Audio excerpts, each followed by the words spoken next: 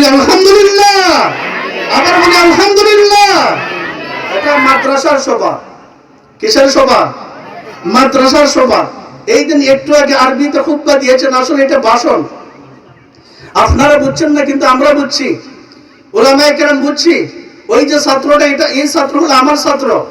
আমি তাকে দারুল উলুম দরগাপুর মাদ্রাসায় কাফিয়াতে তাকে গত বছর পড়াইছি। ওই ছাত্রটা দারুল উলুম দরগাপুর মাদ্রাসায় গিয়ে ভর্তি হয়েছে। আমি তাকে কাফিয়ার জামাতে পড়াইছি, অন্যান্য জামাতে পড়াইছি। ওই যে ছাত্রটা দরগাপুর গেল, জন্ম হয়ে গেল না এই মাদ্রাসা পড়ে গেল? আগে এই মাদ্রাসা পড়ছেন, এরপরে দরগাপুর গেছেন, এতে কি বোঝায়? এখন আপনারা বলুন, ওই মাদ্রাসাতে পড়ার কারণে দরগাপুর গিয়ে ভর্তি হয়েছে, এরপরে বর্তমানে ঢাকায় পড়ে, এরপর আস্তে আস্তে করে ওই ছাত্রটা মুফতি হবে, মুহাদ্দিস হবে, বড় আলিম হবে, বড় বক্তা হবে। জোরে বলুন ঠিক কিনা? আমরা খুঁজে বুঝতে পারলাম, এই মাদ্রাসায় দারুল কুলুম থাকলে ইমাম হবে, এই মাদ্রাসা থাকলে মুয়াজ্জিন সাহেব হবে, এই মাদ্রাসা থাকলে মুফতি সাহেব হবে, এই মাদ্রাসা থাকলে মুফাসসির সাহেব হবে।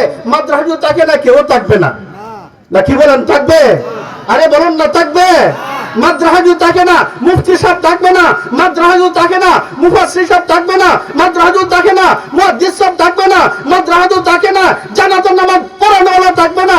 মাদ্রাসা যদি থাকে না, ঈদের নামাজ পড়ানোওয়ালা থাকবে না। মাদ্রাসা যদি থাকে না, বিবাহ পড়ানোওয়ালা থাকবে না। মাদ্রাসা যদি থাকে না, খুতবে তারাবি পড়ানোওয়ালা থাকবে না।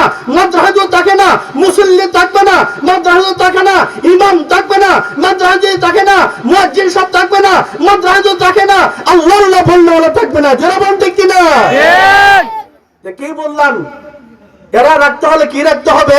মাদ্রাসায়। আর যদি এদেরকে রাখেন না, মাদ্রাসা যদি রাখেন না, এরা থাকবে না।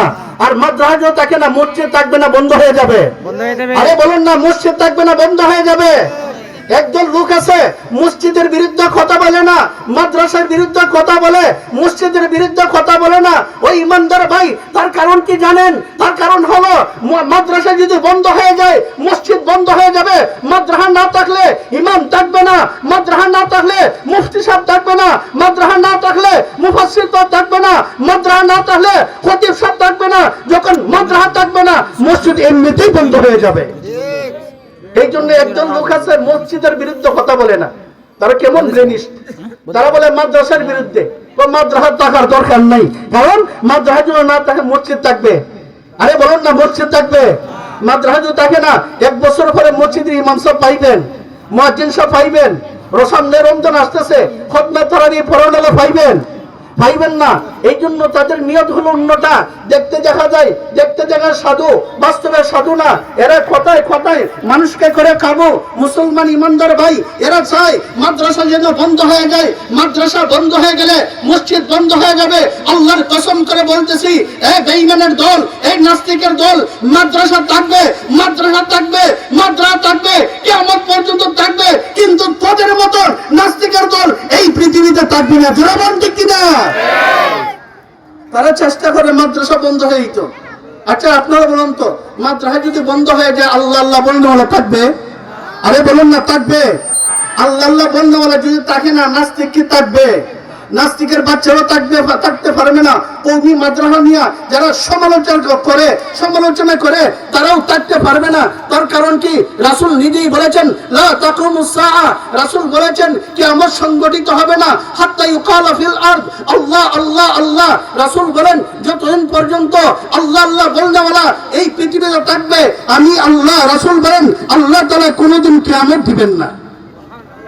আল্লাহ বলনেওয়ালা থাকলে, আল্লাহ বলনেওয়ালা থাকলে আল্লাহ এই পৃথিবীকে ভাঙবেন না।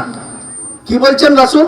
যে আল্লাহ বলনেওয়ালা থাকলে আল্লাহ তাআলা এই পৃথিবীকে ভাঙবেন না। এখন আপনারা বলুন, এই মাদ্রাসায় আল্লাহ শিক্ষা দেখে যায় না? আরে বলুন না, দেখে যায় না?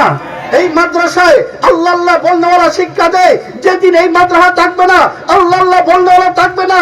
যখন আল্লাহ বলনেওয়ালা থাকবে না, ওই নাস্তিকের বাচ্চা থাকবে না, ওই মুনাফিকের বাচ্চা থাকবে না, কওমি মাদ্রাসার দুশমনরা থাকতে পারবে না।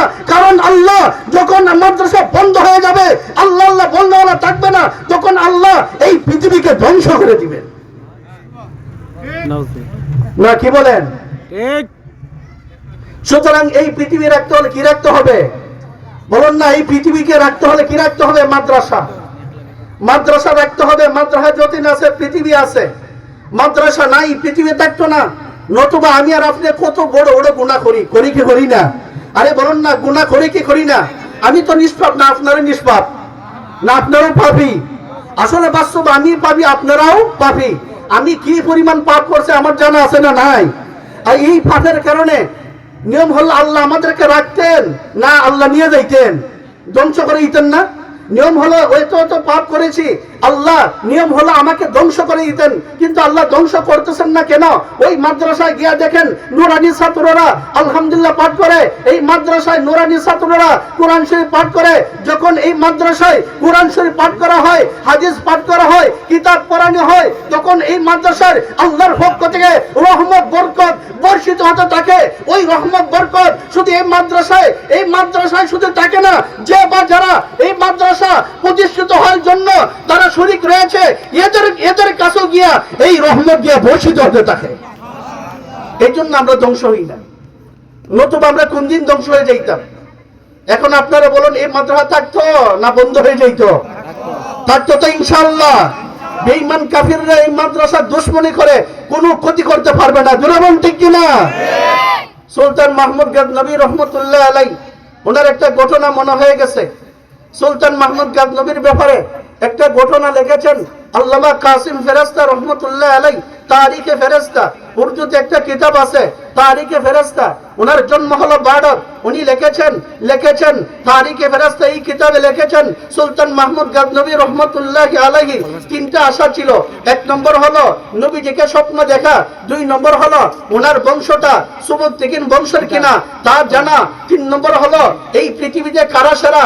আমি তো মনে করি মেম্বার হলে শ্রেষ্ঠ হয়ে যাব, এমপি হলে শ্রেষ্ঠ হয়ে যাব, মন্ত্রী হলে শ্রেষ্ঠ হয়ে যাব, লন্ডন চলে গেলে শ্রেষ্ঠ হয়ে যাব, আমেরিকা চলে গেলে শ্রেষ্ঠ হয়ে যাব, বৈজ্ঞানিক হয়ে গেলে শ্রেষ্ঠ হয়ে যাব, ডিসি হয়ে গেলে শ্রেষ্ঠ হয়ে যাব, ডাক্তার হয়ে গেলে শ্রেষ্ঠ হয়ে যাব, এই সেই হয়ে গেলে শ্রেষ্ঠ হয়ে যাব। জোরাবন ঠিক কিনা? আমরা তো মনে করি শ্রেষ্ঠ হয়ে যাব, কিন্তু আল্লাহর দৃষ্টিতে কে বা কারা শ্রেষ্ঠ? আল্লাহর দৃষ্টিতে কে শ্রেষ্ঠ? আল্লাহর দৃষ্টিতে কে শ্রেষ্ঠ? সুলতান মাহমুদ গাজনবী রহমতুল্লাহ আলাই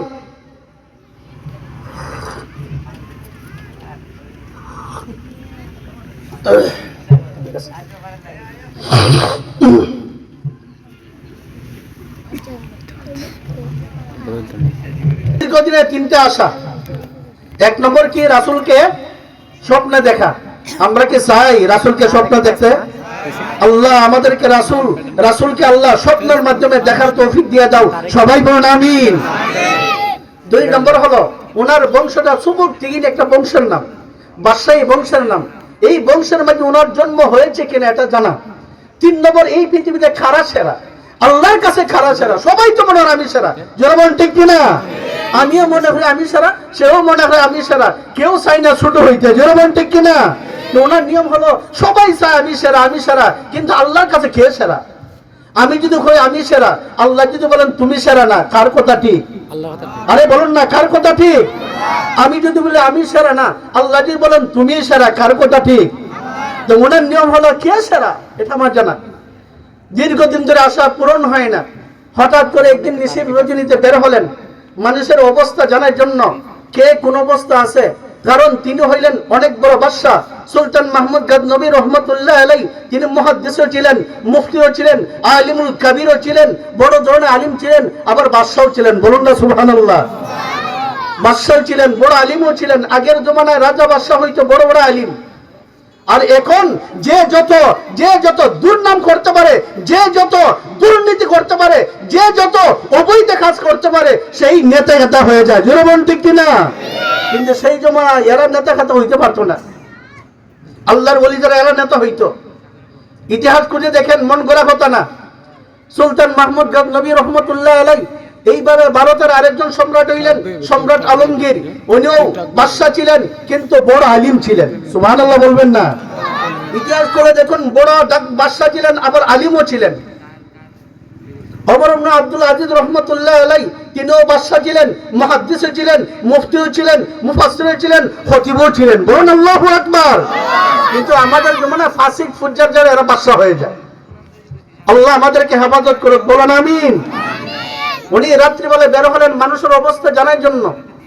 হঠাৎ করে তিনি একবার একটা বাজারের দিকে তাকাইলেন, দেখতে পাইলেন নিশির রজনীতে, যেমন মনে করেন রাত 3টা হয়ে গেছে, বাজারের দিকে তাকাইছেন, তাকানোর পর দেখলেন বাজারের দোকানপাট সব বন্ধ, একটা মাত্র দোকান খোলা দেখা যায়, আর ওই দোকানে লাইটের আলো জ্বলতেছে।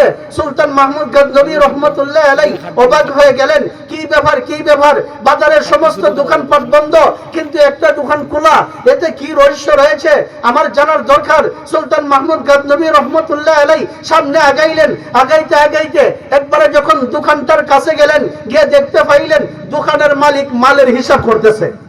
মালের হিসাব করে না দোকানদাররা, এই জন্য লাইট জ্বালায়। এরপরে তিনি সামনে তাকাইলেন, যেখানে গিয়ে লাইটের আলো গিয়ে শেষ, ওই দিকে তাকাইতে দেখতে পাইলেন ওই লাইটের আলোর শেষ মাথায় কওমি মাদ্রাসার একটা ছাত্র কিতাব পড়তেছে। সুবহানাল্লাহর ওয়াস্তে বলেন।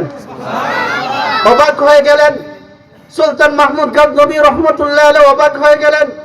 তিনি এই ছাত্র পাশে গেলেন, গিয়ে দেখতে পাইলেন ওই ছাত্রটাকে মশা কামড়াচ্ছে, ওই ছাত্রটাকে পোকামাকড় কামড়াচ্ছে, ওই ছাত্রটাকে পিপিলিকা কামড়াচ্ছে।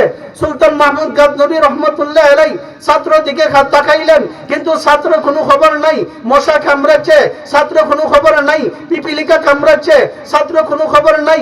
এইভাবে কীটপতঙ্গ কামড়াচ্ছে, ছাত্র কোনো খবর নাই। ছাত্র একনিষ্ঠভাবে কিতাব পড়তেছে। হে ছাত্ররা, তোমরা শিক্ষা অর্জন করো, তারাও মানুষ, আমরাও মানুষ। তারাও আলিম ছিলেন, মুফতি ছিলেন, আমরাও তো আলিম মুফতি। কিন্তু তারা কি মেহনত করেছেন, রাত 3টায় বাজারের দোকানের আলোতে তারা লেখাপড়া করেছেন। আর তোমাদেরকে দেওয়া হয়েছে মাদ্রাসার ভিতরে লাইটের আলোর ব্যবস্থা, বারিন্দাতে লাইটের আলোর ব্যবস্থা। এরপরে যদি তোমরা পড়ো না, তাহলে তোমাদের মতন গণসার কেউ হইতে পারে না। জবান ঠিক কিনা? হইতে পারে না। সুলতান মাহমুদ গজনবী রহমতুল্লাহ আলাইহি অনেক সময় দাঁড়ায় রইলেন, কিন্তু ছাত্র ডাইনেও থাকে না, বামেও থাকে না, সামনেও তাকায় না।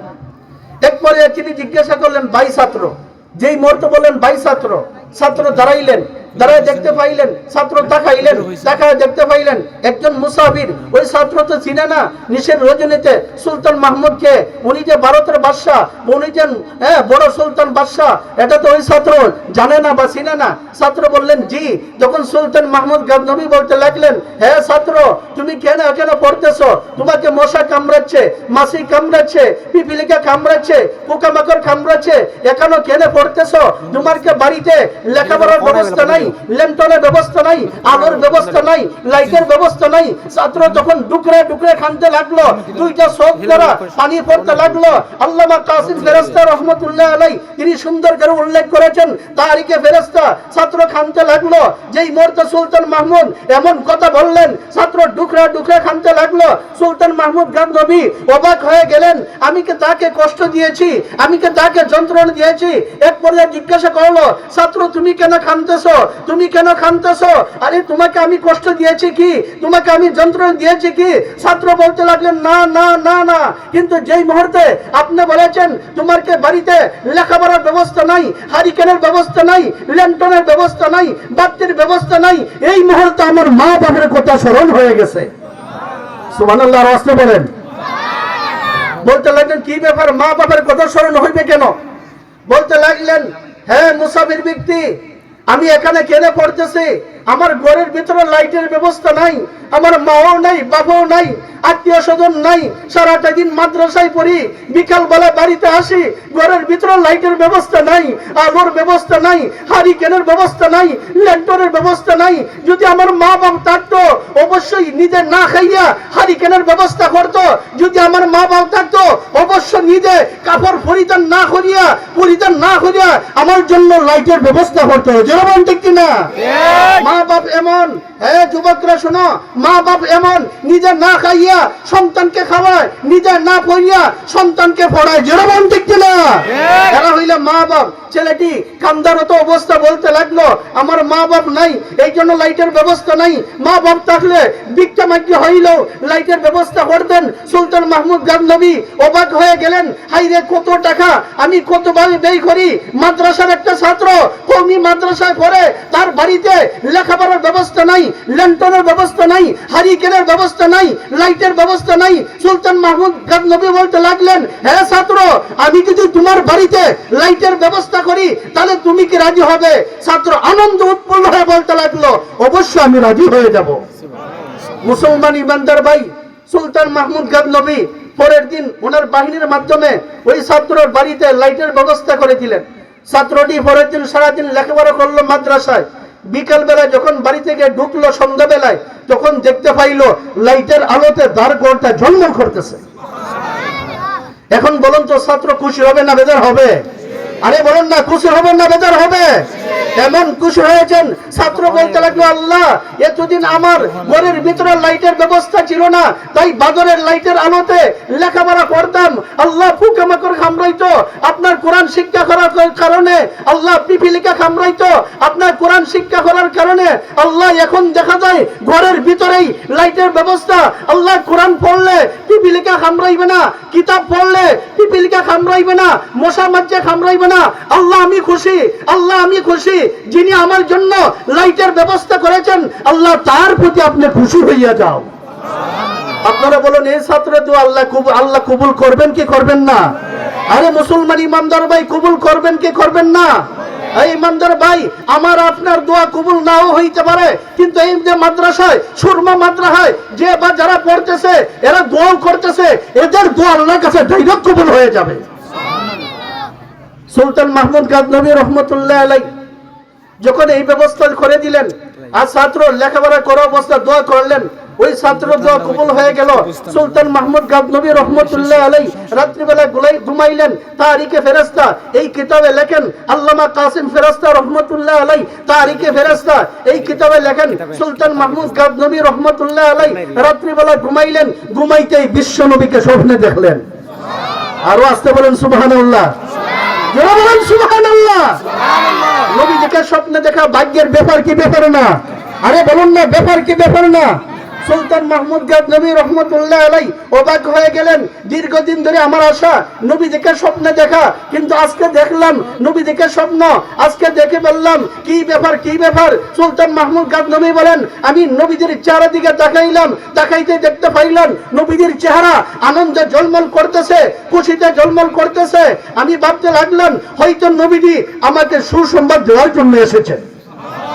কেউ যদি আপনাকে সুসংবাদ দেওয়ার জন্য আয়, তার চেহারা ঝলমল করবো কি করবো না? আর দুঃসংবাদ দেওয়ার জন্য আইলে তার চেহারা ঝলমল করবো নি? তার চেহারা মলিন থাকবো। জোরাবান ঠিক কিনা? সুলতান মাহমুদ গাজনবী রহমতুল্লাহ আলাইহি বলেন, হয়তো নবীজি সুসংবাদ দেওয়ার জন্য এসেছেন, আসলে সুসংবাদ দেওয়ার জন্য এসেছেন। সুলতান মাহমুদ গাজনবী রহমতুল্লাহ আলাইহি নবীজির চেহারা দিকে তাকাইলেন। এবার নবীজি বলতে লাগলেন, এ সুলতান মাহমুদ গাজনবী, তোর তো দীর্ঘদিন ধরে তিনটা আশা। এক নম্বর হলো আমি নবীজিকে স্বপ্নে দেখা, দুই নম্বর হলো তোমার বংশটা সুবুদ্দিন বংশের কিনা তা জানা, তিন নম্বর হলো এই পৃথিবীতে কারা সেরা।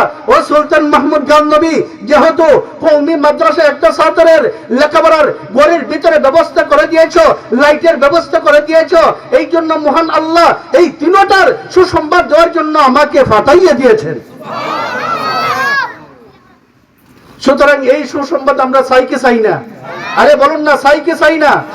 চাইতে হলে এই মাদ্রাসা টিকে রাখতে হবে। জোরাবান ঠিক কিনা? কে কে চাই এই মাদ্রাসা কিয়ামত পর্যন্ত থাকতো? কে কে চাই? আল্লাহ সবাইকে কবুল ফরমা, বলুন আমিন। এই সুসংবাদ পাইতে হলে, নবীজিকে স্বপ্নে দেখতে হলে এই মাদ্রাসা টিকে রাখতে হবে, কওমি মাদ্রাসা টিকে রাখতে হবে। এই